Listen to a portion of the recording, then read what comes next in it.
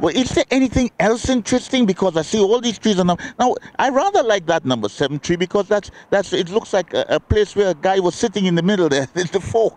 You know? That's one thing we have to do. We do have to be careful. We have to monitor all our trees. We have to look after them. You have to.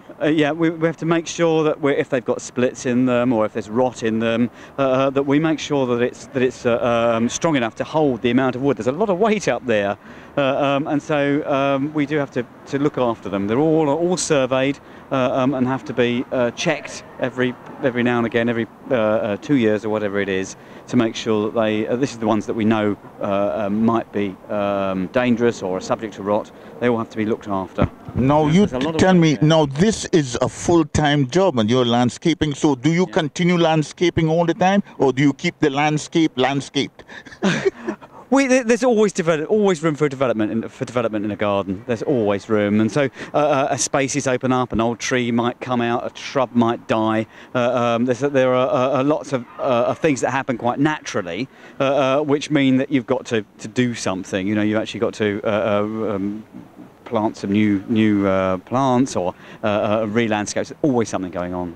But you have lots of shrubbery here as well. Yes. Is the shrubbery anything significant, or do you just plant shrubbery that goes with the trees? Yeah, so, we have to plant stuff that copes with the shade, and we've got an irrigation system here that looks after the shrubs, that comes on and waters the trees and shrubs when it's necessary. We just have to choose our plants carefully. Some of these are plants that were put in just after the war, and then there have been other plantings that have happened in the 80s particularly, and in the late 90s as well. So there have been periods when we've had to get on and start taking the old stuff out and putting a bit of new stuff in, you know, so that we've got constant renewal. I am absolutely flabbergasted. In fact, my gust has never been so flabbered. I have come here many times and never thought that I saw people walking around looking at trees, but then people do have strange habits. But this is fascinating. Good. This is fascinating. Now let's do the last tree. We have one more. Can we do one more? Can we do one more? What have we got? Well, that tree over there. Which one is that now? That's Cornus controversa. I beg your pardon. I beg your pardon. Now, the thing about this is, if you don't speak Latin, you have absolutely no chance of talking to this man here. Here we are. Look. Now this one's called. This one. This one here. This one. It's just finishing flowering now. And I it looks see. Beautiful. You can see how it's layered. It's sometimes called the wedding cake tree because it has these horizontal branches, or the branches as they get older become horizontal, and then they're covered with those leaves. I better get this. Sorry. Well, you had to. With all the ancient history, you had to take a call on a mobile phone. Can you beat that? With all the ancient history. But look, some of these, it gets more interesting down here. Can we, if you look down there, I can see some trees, some miniature, what are those? Some miniature palms? Some miniature palms down there, and some flowering plants. And all of this enhances this whole garden. It is amazing, absolutely amazing. It's wonderful to have a flat or in Eaton Square and have your own garden where you can come and chill out, as they say. How about this? Look at this. Look at this bit in the middle here.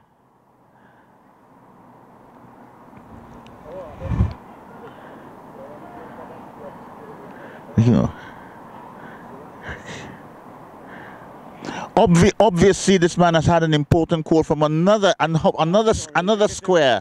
Are you in charge? How many squares are you in charge of? 5 gardens open There are today. 5 gardens. Which ones are they? Which ones are they today? There's Wilton Crescent, Belgrave Square, Eaton Square, and Chester Square, and then there's another garden or a space. It's an architectural space up in Mayfair called Brownhart Gardens, which is open. So I'm coordinating between all 5 of them at the moment, which is why I'm rushing around. Well, I have no doubt. There's enough here to rush around. You have five others that are all open, And people are doing this absolutely the same thing. They're walking around looking at trees. Doing something similar, yeah. There are tree walks and garden walks, or there's a choir which is going on over in, which is performing at the moment over in Wilton Crescent. I think it's an a cappella choir. So there are different things that are going on in different gardens. And we have been supplying the steel band music here. So this one has a Caribbean sort of twist to it. It does. You know, I don't know why, but I think it's so started by Simon Davey, who he's on the committee. He's on the committee. Yeah. He's on the committee here, and he started off having a steel band here. Things haven't gone quite right today, but never mind. We've gone right in the future. So we must make sure that we do it again sometime in the future. But this has been what I would call a jolly good show. jolly good show. And really, I must admit, to be quite frank, I never thought that this place was so interesting.